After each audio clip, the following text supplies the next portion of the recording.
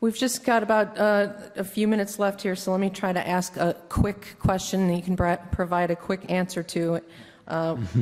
You've mentioned making the legislature subject to FOIA. What about courts or court clerks? And I have completely lost track of who starts this round. I believe it's Mr. Ruiz. I mean, if it's simple docket information, but depending on where things are and transcripts and things, those are generally publicly available now. And again, those things should be online. You know, some court systems are a bit more advanced in having all their electronic information. But in terms of other proceedings that sometimes are kept under seal, there you'd have to have the applicable exceptions. So the question is court and court clerks, and I absolutely would love to see how the Cook County Circuit Court is run from the clerk's perspective. You know, we just heard last week that for a mere $10,000 you can get a promotion in the clerk's office. And for an office that is in 2018, it still does not have electronic filing. You still have to go there and you have to give them paper, and they have these carts of paper. That office is functioning in the 1800s.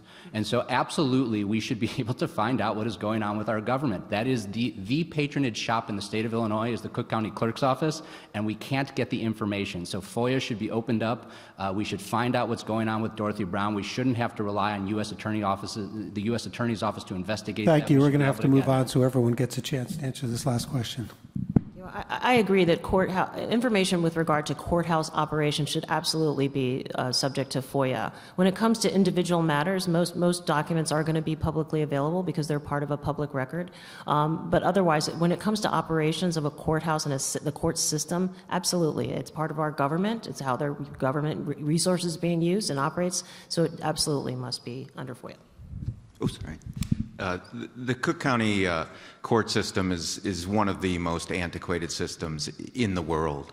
As Representative Drury indicated, they're still using carbon paper. I mean, to copy an order, you put carbon in between. You have 3 sheets. It's crazy. But so it needs to be opened up for the court process. But here's one thing that really isn't opened up that needs to be opened up. That's the appointment process of judges.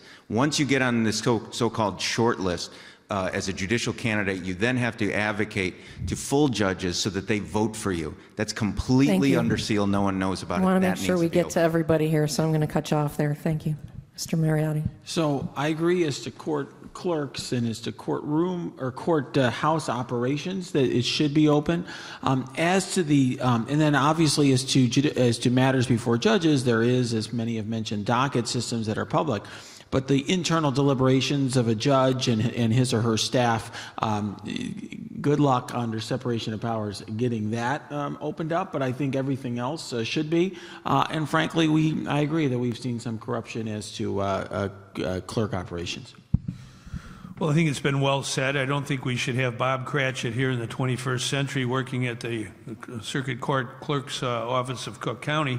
And I think it is important that the Attorney General be a leader in this area to make sure that openness and the documents that are available, should be available promptly and easily, are available to the public and to the press and to everyone else.